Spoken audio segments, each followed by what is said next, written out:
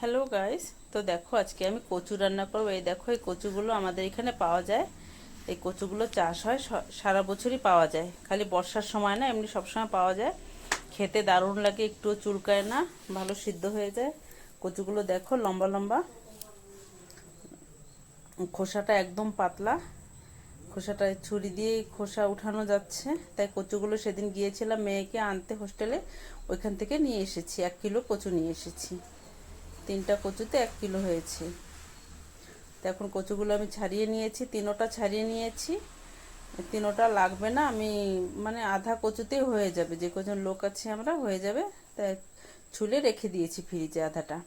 তো এখন আমি কচুগুলো কেটে নেই।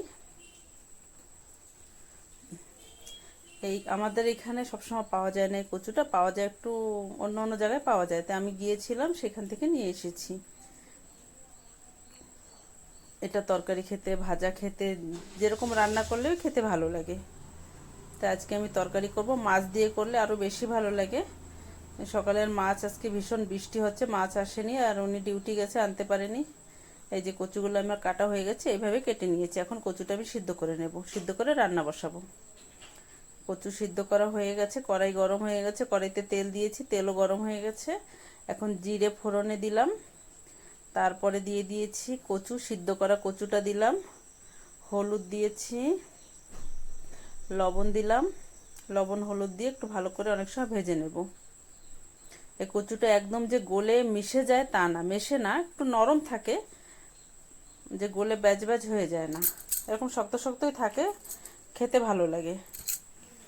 কচুটা কিছু সময় ভেজে নিয়েছি, এখন আরেকটু ভাজা করে নিয়ে তারপরে লঙ্কার গুঁড়ো, মশলা টশলাগুলো দেব।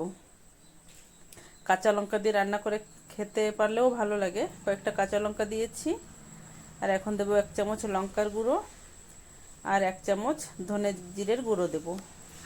এখন এই সব কিছু দিয়ে একটু ভালো করে এটা কষিয়ে নেব। একটু পাতলা ঝোল করব, একটু ধীরে ধীরে করে কষানো হচ্ছে এটা। আর একটু সময় কষিয়ে নিলে হয়ে যাবে কষানো। কষানো হয়ে গেছে, এখন দিয়ে দিলাম জল, গরম জলই দিয়েছি। এখন এটা কিছু সময় জাল হলেই তো হয়ে যাবে রান্না। কচু তো আর রান্না করতে তেমন বেশি টাইম না, কেটে সিদ্ধ করতে যা টাইম নেয় রান্না করতে বেশি সময় নেয় না। এই যে প্রায় হয়ে আসছে তরকারিটা, কত সুন্দর হয়েছে দেখতে, খেতেও দারুণ হয়েছিল।